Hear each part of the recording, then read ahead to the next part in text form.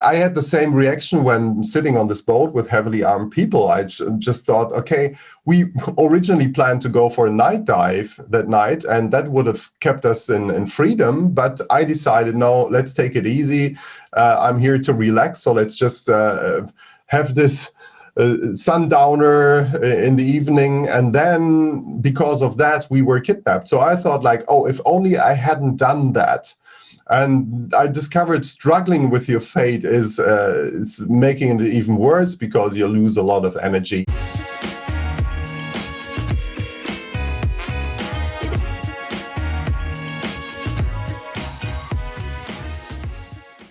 Welcome back to another edition of COVID-19 from Crisis to Creation here on Mentory TV. I'm Patricia Falco Beccalli, your host. And before getting into today's very exciting subject, let me say thank you to all of you out there. You are so participating into Mentory TV, really co-creating, sending me ideas, making comments. So thanks very much also for potentially subscribing to the channel, hitting the bell button so I can always keep you informed when I'm about to release the latest video. So thanks for that.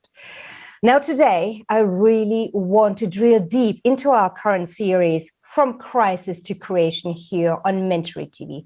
Because just imagine that. Okay, we're all facing a crisis right now with the pandemic, but imagine the following. Being on holiday over Easter with your beloved parents, taking it easy, having a good time, and then being kidnapped from one moment to the next by militant Muslim terrorists, kidnapped, taking hostage, and then basically transferred and kept 140 days in the jungle of the Philippines. How does that sound for you as a crisis? I mean, is that something that breaks us or makes us potentially stronger through this crisis if we come out on the other side? Well, these are questions I have in my head, of course, not only after reading this fantastic book by Marc Wallert, Stark durch Krisen. I read it in German, but it just came out in English as well. Strong Through Crisis and the Art of Not Losing Your Head, which I thought was a very interesting subtitle.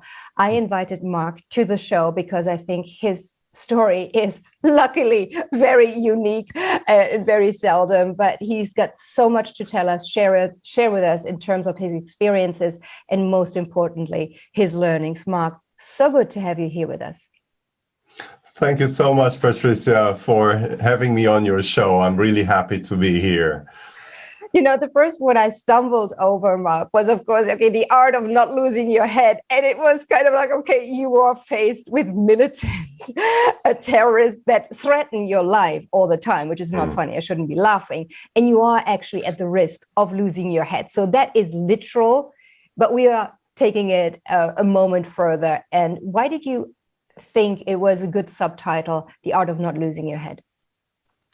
Well, that's interesting because, yes, you laugh and you should laugh whenever you're really threatened in a situation that you cannot escape from. So I actually used black humor a lot, and literally this phrase of not losing my head, this popped up in a situation where I was threatened, or we were threatened as hostages by our kidnappers. And they said, well, if no ransom money is paid, we have to chop off your head, basically, to behead you. And I discovered myself to have this phrase on my lips saying, oh, Marc, don't lose your head now. So this was a way of handling the situation already, and laughing sometimes is the last thing you can do. And I think, so better than nothing. Yeah, absolutely. And we'll get into this kind of strategy a little deeper. And of course, that situation where I think Abu Sabaya was just really, really frustrated in a moment of, I don't want to say truce, of pause, where this hostage negotiation was basically halted between trying to get you out, buy you out of the jungle, and nothing was happening. But before we go deep into the actual steps that you describe in your fantastic book, Marc, let's get the story out a bit and set the frame by you having lived through it for our viewers, what you lived through. So you described the main context already very well. So this was really coming from a dream vacation, going diving with my parents. I hadn't seen them a long time. I was working abroad, being 27 years old. And then in the most peaceful moment you can imagine, that we look at the sunset, and suddenly we were kidnapped by those heavily armed men who arrived on our small island in Malaysia, and then they abducted us to the Philippine jungle, 20 hours on the open ocean with a small boat. And so that was then landing so unprepared in the middle of a jungle and in the middle of a guerrilla war, because they were rebels that fight for an independent state in the southern Philippines. So that was really breathtaking. And I, at the same time, learned a lot on how I and people function under stress. And so looking back on that, it's also a learning experience. But yes, it was tough during that time, obviously. Oh, of course. And the stress and the constant stress and the uncertainty, not knowing what's going to happen literally to your life because somebody else has taken over your life, must be very, very, I mean, must be just a lifetime experience to think, okay, what's going to happen? And I cannot just walk out of here, because if I walk, I'm a dead man walking. I wonder, what was your very first reaction internally that surprised you in this kind of situation? Was it disbelief? Or were you going like, all right, is this now, candid camera, or is this real? Well, yes, there was this moment, I think, that many people know from other crises, perhaps even COVID, that we think like, oh, what the hell is going on? Why now? Why us? And I had the same reaction when sitting on this boat with heavily armed people. I just thought, okay, we originally planned to go for a night dive that night, and that would have kept us in freedom. But I decided, no, let's take it easy. I'm here to relax, so let's just have this sundowner in the evening. And then because of that, we were kidnapped. So I thought like, oh, if only I hadn't done that. And I discovered struggling with your fate is making it even worse, because you lose a lot of energy. And then surprisingly, I had a moment on this boat where I thought like, could it be that whatever's happening right now is supposed to happen in my life? That it has a deeper sense, that I can learn something from that? And that has a good reason, because I was at that time already working in a management consultancy, being very stressed, and I was actually looking for orientation, how to change my life, how to change my job, and things like that. And I asked the universe, if you want, like, give me a sign of what to do. And sitting on this boat, I thought, could it be that this is the sign now giving me a new direction in life? And that helped me to accept the situation and to deal with it. So this acceptance was certainly something very helpful, and something that surprised me, even myself, sitting on this boat and saying, well, could be a learning experience. Yeah, I'd say this is extremely mature under this kind of stress. I mean, life-threatening stress. And you just mentioned stress, and I want to go into acceptance as well. And the question of, okay, is this supposed to happen? However horrible it feels right now, but this is really, did I ask for it? How did I get myself into the situation? And the guilt that you felt, of course, going for the night dive, and also your mommy felt, because she suggested, okay, come out, leave that burnout kind of environment behind you. You need a holiday. And so she felt that as well. So when it comes to stress and how to deal with stress, let's get a little bit more technical here, because that's the interesting part, where in a situation you may oscillate between total euphoria. All right, there is a light at the end of the tunnel, out of my crisis, and then total depression should it be crushed, that hope crushed. Tell us a little bit about how to manage these very, very, opposing feelings within us. Yeah, again, I think that many people today can relate to that feeling, trying to stay optimistic in a time of uncertainty. We all don't know how long this pandemic is going on, if it's how it develops, when it's going to end, if at all. And so the one reaction could be, okay, to stay positive, to be optimistic, and to really hope for the next date. There are many dates out there when all this may be over, hopefully. And We had the same situation. We were hoping and we were given hope that our ordeal may be over within a few days. So the kidnappers, when we asked like, how long is it going to take? They told us, well, could be 2 days or 3 days. And we were so euphoric, as you said already. We were like looking forward to that date of our release date. But when the date came, then we were still in captivity, and this was so frustrating. So we were from euphoric to depressed, these ups and downs again, hoping for another date, hoping for next week. This really wrecked a lot of us, and especially the optimists had a very, very tough time. So the other strategy then for me was to learn very early during that captivity to prepare for a long time in the jungle, to not be too optimistic, but to prepare for a long time and a long tough time, because as long as we're in captivity, we still have the same risk. We had a lot of risks to deal with it, and we need to be prepared for that. So this was very important that I keep telling also, or I keep sharing this experience, because I think it's very valuable today as well for many people not to be too optimistic, but to prepare for a long time and to deal with like a plan B if the light of the tunnel is just too far away. Yeah, absolutely. And I thought that was a very surprising point you made there. Hey, optimism is great, but just keep it at bay, simply because of these kind of ups and downs you live through. And I thought what was interesting is it goes beyond what you were saying earlier, the acceptance. Not only do you accept, okay, what's happening around you, but you're starting to take responsibility and feed yourself into the situation. You kind of say, okay, this is my life right now, be 2 days, 3 days, 140 days. What can I make of it? It's exactly, you have to arrange the new normal for a while. You don't have to accept it like this is nice. You don't have to say it's great. That's a great a misunderstanding to say, oh, great, thanks for the crisis. It's going to be a great chance. No, this is not what it's about. It's just to accept the situation as it is and to do the best out of it. And for us, actually, positive thinking, it was for me so surprising. I realized positive thinking can even kill. I'm a total optimist, but I realized if you're too optimistic, optimism can be lethal. Why? Because we had I'm going to share a short story about that, if that's okay with you. Please, absolutely. That's what I'm here for. Okay, great. So we had, you must imagine, a situation where the Philippine military was attacking us. Well, this didn't seem to be a release because there was heavy fire in our direction with artillery and everything. So our lives were at risk, and we ran away. We were completely unprepared. We didn't even take water with us. And then we kept walking through the jungle for hours and hours. And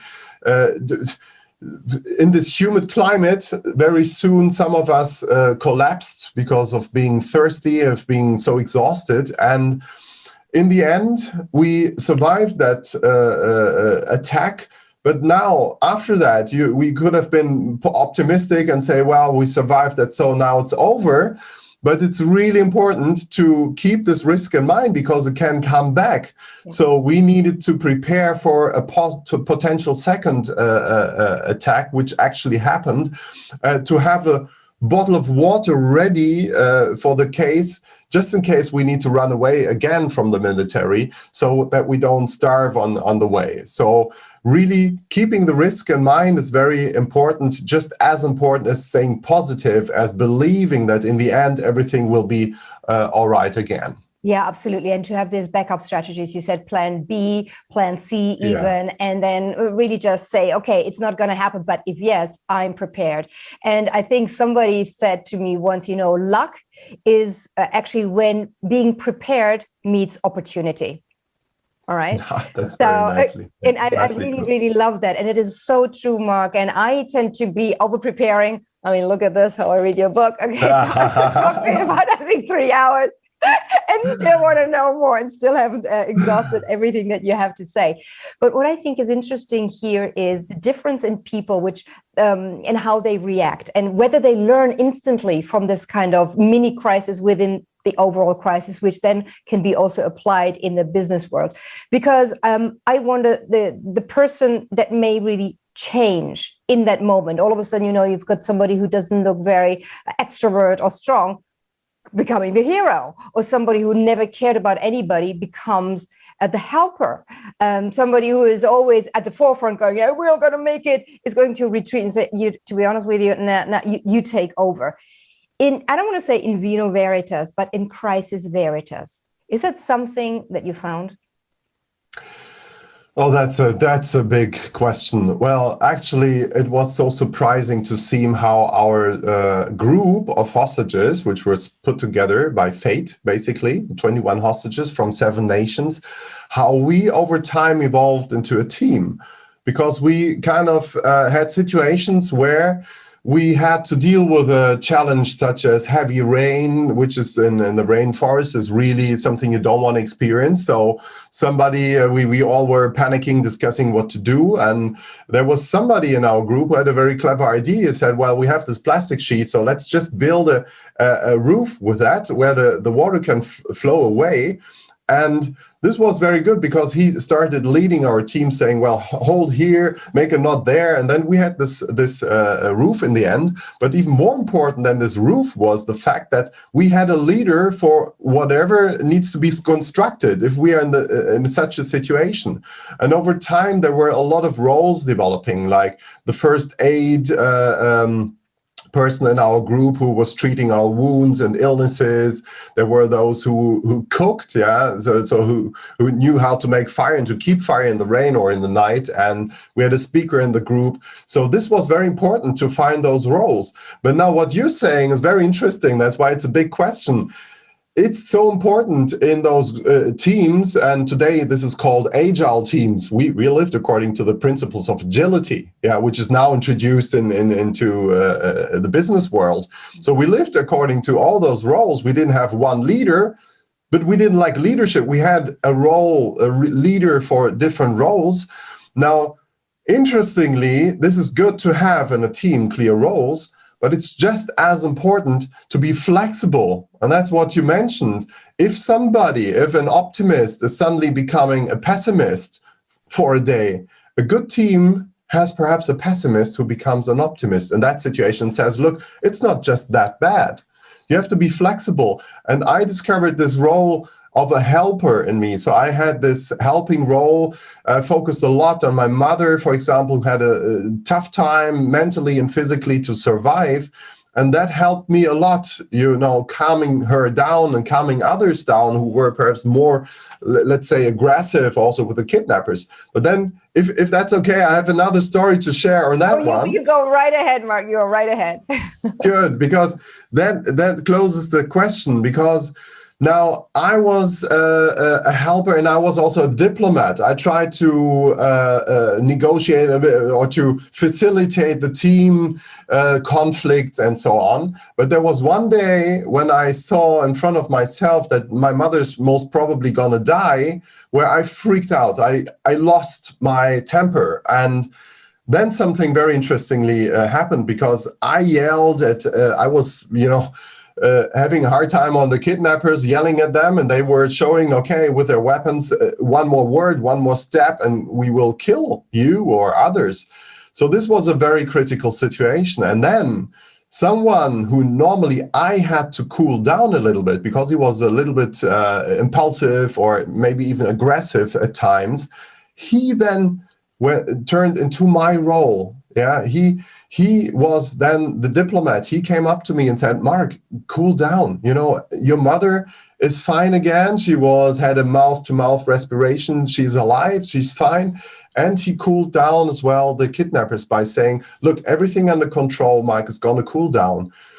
And that situation showed me a real good team is not just one where everyone has his role, but where people stay flexible on going into the role of another one if necessary. Absolutely. And that is the kind of social support you get. And I wonder to what extent it is also a learning process within the group. let's put it this way, people always saw you as the helper and diplomat, being different, but they see what difference your role, accepting that role and doing with that really makes in terms of group dynamics in certain situations. And they go like, I might be different, but that's a good way to handle potential situations. And then, kind of, you don't only swap roles, but you pull them out of something that you've either learned or had in you anyway. And that was always my question when I read your book, Marc, was, did you really change as a man? Do we all change as people due to crisis? Or is the crisis, the situation, really pulling up all this potpourri of our 360 degrees characters that we are capable of? Well, both is true. So we do have our strategies that we developed in our lives, how to survive. That starts as being a kid when you start crying and you get a certain reaction or not. This will influence of how your reaction, how your strategy is to get help, for example. So you enter into a crisis with a certain set of strategies and strengths. It's good to know them, by the way. This is a very good thing to look back what helped me in other crises, if you're in a crisis. So, but then again, you can also develop new strengths. You can consciously, for example, learn from others. Role models, people who, for example, it was a good example. We had somebody who was a believer, who was a Christian, who invited us for his sunset prayer. And I usually didn't pray that way, but he said, come along. And so I learned from him, because I learned that praying is not saying that's what I expected, is saying like, oh, please God, get us out of this miserable situation. No, he did something else. He said, thank you, dear Lord, for the sunshine that we had today. And the next day I had to laugh, because then I thought, what's he going to say today? It's raining. And he said, well, thank you for the rain, because we can refill our water resources. And then I realized after everyone had his turn of thanking for something positive on that day, no matter how hard that day was, that we turned out to be more positive in the end. And we practice this every night almost. So I learned that we can stimulate our optimism just by saying thank you for whatever is positive in a bad moment. Yes, absolutely. And you were talking about these survival strategies in your book, which I thought was fantastic. You already mentioned humor. I learned with a shock that you started smoking. Are you kidding me? Because of the stress, at least for a while, perhaps you gave it up. But humor and appreciation and, being thankful what there is. And you also speak about how different people reacted to just take their mind away from what was actually happening to them. Some of them meditated, others just started singing, others went into going deep into the nature and the beauty of it. But I think in terms of how to deal with this, it was a coping strategy, but a positive one, even if you try to plug yourself out of that stressful moment, right? Well, there are two main reactions to stress, basically. So that goes back into ancient times. We all know this tiger coming along in the wild, and then you have two possibilities. You can either run away or you can fight. And these are two possibilities, and some people tend to run away. They're probably the faster ones, and the other ones tend to fight because they tend to be the stronger ones. And in our situation, we couldn't run away. That didn't make sense. We couldn't fight because there were hundreds of heavily armed rebels surrounding us in the jungle. We didn't know where to go. So this was in reality no option, neither nor. But in another sense, mentally, this was exactly what we did. So some of us were running away. They were dreaming away. They were sleeping. They were reading. After a while, we had some things like books to read. They tried to escape the situation just mentally. And that for a moment can help to just reduce your stress. That's fine. Obviously, if you're back suddenly because somebody's shooting around you, then sometimes re-entering into reality can be even more bumpy than just staying in reality. But anyway, it helped at times to just run away. The others were more the fighter type who thought, okay, I cannot escape the situation, but I can fight for a better situation, for better conditions. And that's what we did, for what many of us did. That's what I did, for example. So in a situation, sitting, for example, just on the floor, on the ground, on coconuts for weeks and weeks. This was really turning out to be a back aching experience, a serious one. So I decided to take the opportunity when we had some wood, we had a saw and a hammer, and I started constructing a chair. So a chair, and it was such a relief to sit on this chair. This was great, but even more important for me was the feeling that I can actually do something. I can kind of attack. I can do something to improve my situation. And this is a very common resilience strategy called self-efficacy, that you can do something, that you have the feeling that you're able to do something. And like that, you get out of this victim role and you get into dealing and handling the situation. Yeah, absolutely. And that would have been my next question, because this is exactly what I find fascinating, is just do something. Doesn't matter what. Yes. The activity, it empowers you because you are doing something. It's not you having things done around you.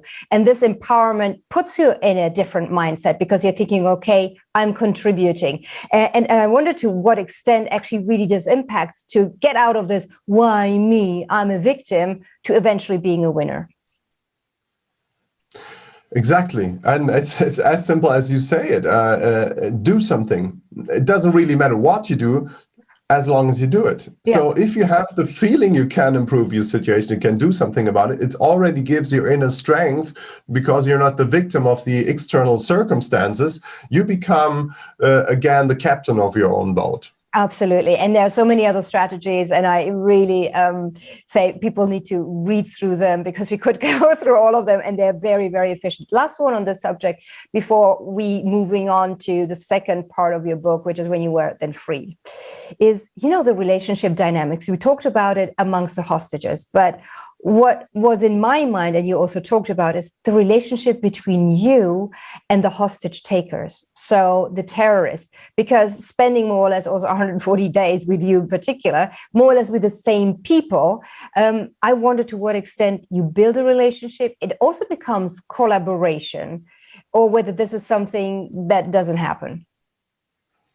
Oh, it has to happen. It had to happen, because we were so dependent on them. Our lives were in their hands, and we were sitting in the jungle. We were not prepared for staying in the jungle. So if we had, for example, to build a roof or something, a house with bamboo, we needed a strong knife, a big knife. And if you want to have a big knife, you have to have some trust of your kidnappers. So we had to build trust over time. So what we did is to build some relations, to get a positive relation with at least some of the kidnappers, who would then give us, for example, knife or information about what's actually happening. And more important was even that we were told, you are our instruments in our holy war. So at first I thought, okay, that's great, because it's not about us, it's nothing personal. But then we realized, if we're just instruments, that's a very abstract thing. You would just use an instrument if you have to. So we had to build a human relationship in order to increase, to elevate the threshold of them killing us. So we had to show, okay, I'm a nice guy, please don't kill me. So it's as simple as that. So we did build relationships, not with everyone, but with those who were treating us more or less friendly. Yeah, so they were coming about building relationship, trust, and networking as well, even though it is your enemy. And I think this is also very interesting in a corporate context, where you might have group dynamics, but you're together, facing an enemy, but you have to kind of also work with the enemy going forward just to be successful in whatever you want to do. So I thought it was an excellent point you were making there as well, that you actually do need whoever the adversary is to develop and get out of your potential crisis.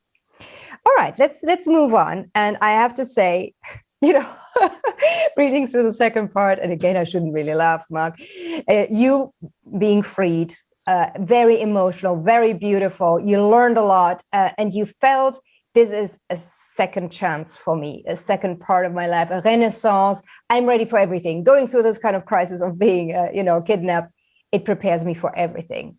And it just did not. And let me put it crudely, that's how I felt, that for a good 8 to 10 years, you were walking around in an identity crisis, not really knowing what to do with yourself, in your career, with the women, and kind of bouncing from one to the other? Or is that too strong? Oh no, that's put very nicely, and I would actually start with the feeling of getting out, and I have a picture to share if that's fine, Oh, please. which shows exactly that. Because interestingly, I've look, this is I just moved to the side for a second. So this is actually look at this. This is a picture where when I was sorry for that. When I was freed from the Philippines. Look at this. So this is me. Yeah, and you can see, I was euphoric. I couldn't believe what happens. It's like I'm a free man again, and I was so super happy. And then what happened is I went back to my original life, and so I, yeah, I made a big mistake. I made a big mistake because I went back. And I thought, okay, nothing can stress me anymore. I survived, and I just go back to my career. I do what I do before because I know I can do it. And I forgot about the crisis I mentioned already, that I already had kind of a lot of stress while working as a management consultant. But I thought it's the easiest to just go back into my comfort zone, to go back to my job. And then 5 years later, yeah, I thought nothing could stress me anymore, ever. That's what many people thought, yeah, and that's what I thought in the jungle as well. But 5 years later, I was in a burnout. So I wondered, how could that happen? How could that happen that, I survived this jungle experience, and then, it's deadlines, which are not really lethal in the end in my job, which turned me into a burnout. And then I had another lesson to learn about crisis. So I wasn't just as enlightened as I thought I would be. I still had to learn a lesson, and that took me quite some time. Also, in my private life, you're totally correct. I had the same circle of circling around the same crisis, having relationships which were great. And then I had a crisis, and then it ended, and I had a new relationship, and it ended. It was just like a jumping jack, up and down, up and down. Yeah, the crisis loop, you describe it as that. And what I thought was so fascinating is that you said, okay, I'm going to get out of my job. I'm going to be a jazz musician. Like, yay, cool. And that is fabulous, which was then also the beginning of the end of a relationship you had with one of those ladies. So I think this is very important to know that even though you went through a crisis, life is still different, and that we tend to fall back into whoever we are or were before this crisis. So not everything has changed, and we tend to just go back to what we know, because the kind of jungle we face in our Western world is still a jungle, but very differently so. And then I wonder, okay, so you find yourself, and again, it is the pain that really makes us move and change, even though change is constant. This is one of the sentences you also said. And you had a couple of epiphanies that made you then realize, no, I need to change the modus operandi of my life. And one I thought was really funny, the owl. So if you want to, relate to our viewers what the owl was, and then also a very dear, wonderful lady you dated, splitting up with you, saying, Mark, whatever you are about, it ain't for me, and pum, you were toast, basically. But tell us about the owl first, and why that really literally hit you. Well, that was a magic moment in my life. So I was late 30s. So about 10 years ago, I was working again in my old job, if you want, being senior controller with the team, and then I was so stressed. I went in my car, going home late night with a colleague, still discussing kind of Excel tables, how to calculate the budget for the next 5 years and things like that. And I was so in that world when suddenly there was this boom, this sound, we were sitting in the car, and I thought, what's that? And I went out of the car, went back the street, and there was this little owl sitting. And that was a magic moment, because you must imagine that it's a long story, actually, because just a few days before that, I had an owl expert, because my back then girlfriend, her father was into owls for some reason, and we visited him, and he said, look, if ever that happens to you, have a blanket ready. And I did have a blanket ready, in my car to fetch that owl and to then bring it to him, because otherwise with a broken wing, that would actually not survive. And I realized when treating this owl, when taking this blanket, when walking through the snow, through the dark in my black suit, I had so much power, I had so much clarity, and I missed that clarity in my job. And I realized I had that clarity when I was actually kidnapped, because I knew exactly what I do and why I do it. I did it in the jungle just to survive, to be a free man again. And here I did something for this little owl, and I realized I want to have more of that feeling in my life, especially in my job life. So from that moment on, I did not become like an owl doctor. That's not the case. But I thought, okay, I have to find out how I can get this feeling into my life. And I realized, okay, when working with and for people, that's something I really like. It's not really working with numbers and abstract processes what is really kicking me in my life. Yeah, absolutely. And just to interject there, Marc, is exactly where you then transitioned and being a coach and coaching people about, corporate life and what you learned. What I thought was really, really interesting is that you had this moment of clarity where I wondered, hey, we always talk about freedom of choice as a privilege. But is it, or is it just confusing? Do we really appreciate enough that we are active human brains that can make choices and take that responsibility, not just bump around, and how this choice of doing what you want is being taken away from you, let's say in the jungle situation, all of a sudden gives you the clarity, I know what I live for. I have my purpose. And that is exactly what closes the circle on that part of your book. You found your purpose then. Exactly. So I suffered at some time in the corporate world of all doors being open. I was successful, even though I was pretty stressed, but I was successful and I could do so many things. And I thought like, okay, what a choice. I didn't know what to do really. And during my captivity or when being kidnapped, I actually found a certain relief that I don't have any choice. I just have one thing to do, that's to survive. So I wondered, what is this one thing in my life that I'm really willing and able to do everything for and very sustainably, so where I'm stay healthy and strong. And yes, I found my purpose from this little event with the owl, because I kept thinking how to get this feeling into my life.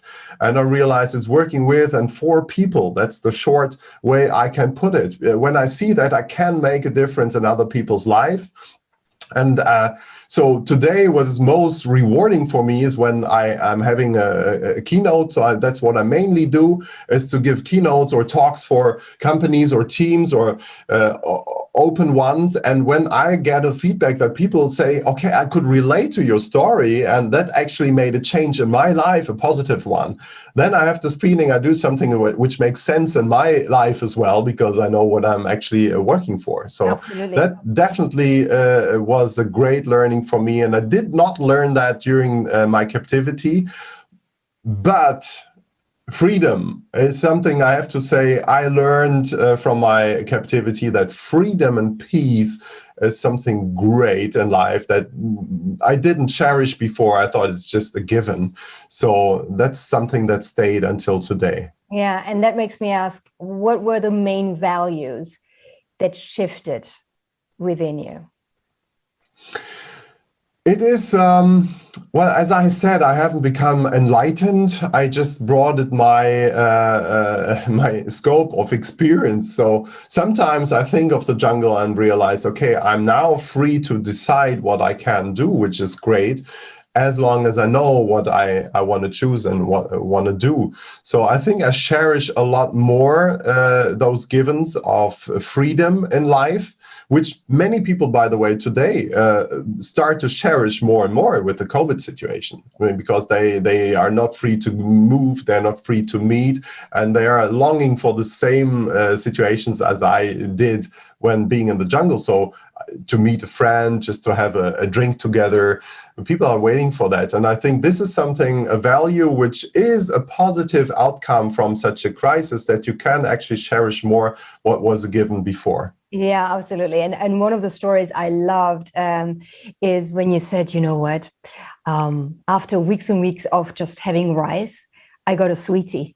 And all of a sudden I had this unbelievable bang of an emotion to, for the first time in, days and days, if not weeks, having something sweet. And that made you really realize how value can shift from a commodity to an absolute luxury. And this is why I was asking, has your sense of what is luxury these days changed to what is lifestyle, to what is really appreciation, a cool beer with your brother, or the Rolex watch, not to mention all the other brands.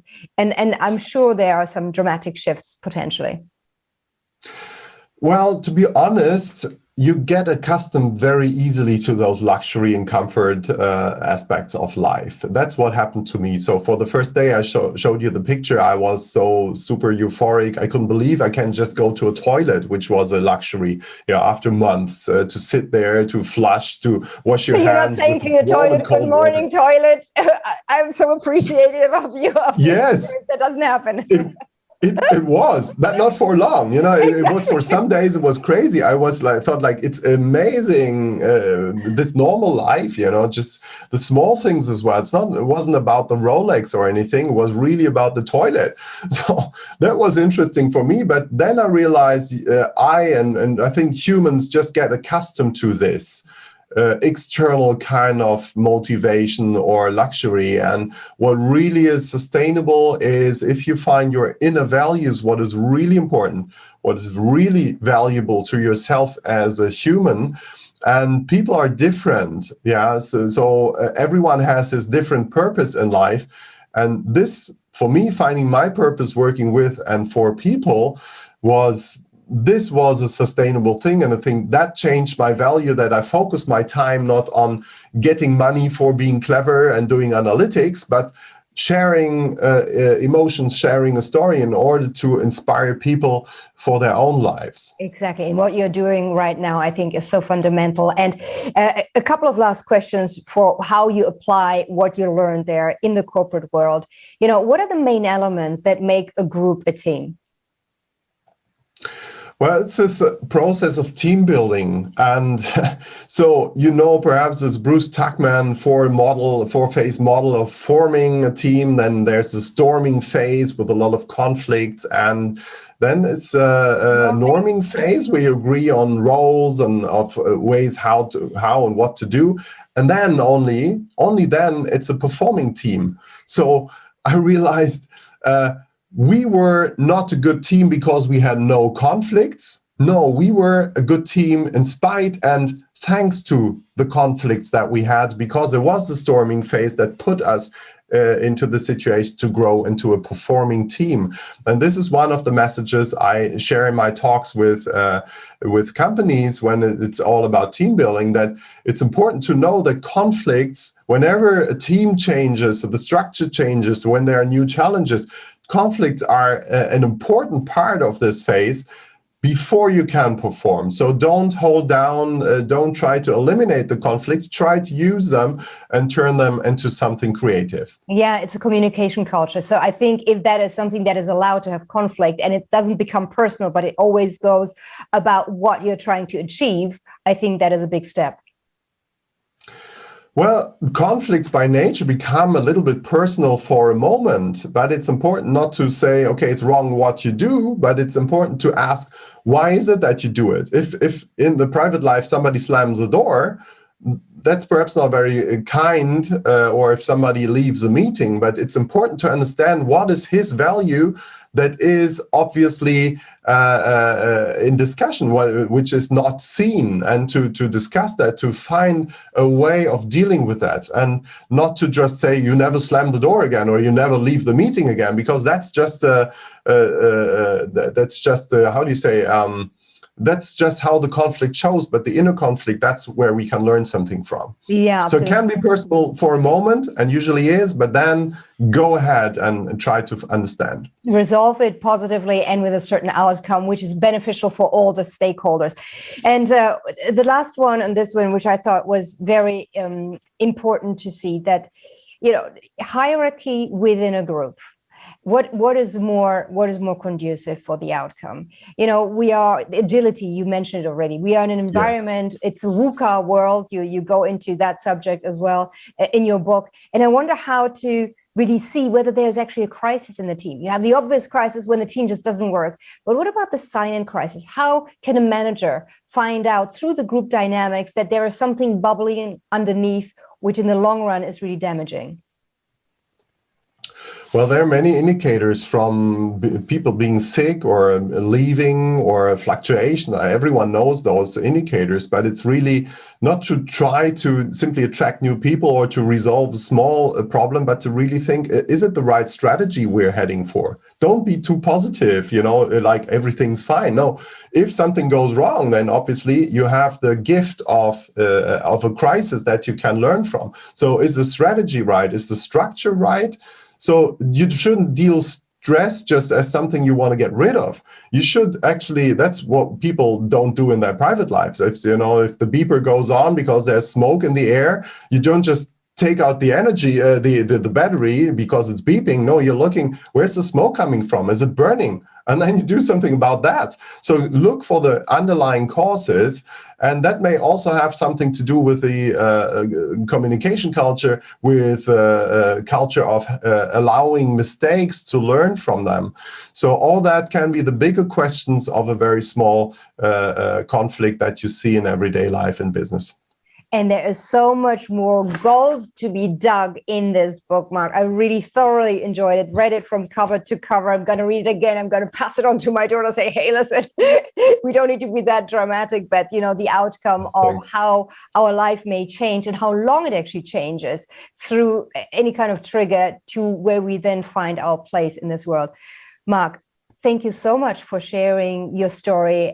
In a way, I'm really, really sorry that you had to go through this ordeal together with your parents and the other hostages. On the other hand, I think you turned it into such a valuable piece of, you know, of information, of guidance, of hands-on rules and tools to use how we can all deal with stress, never mind a crisis like you lived through. So thank you so much for being with us. Thank you so much. It was a pleasure being with you. Thanks a lot, Patricia.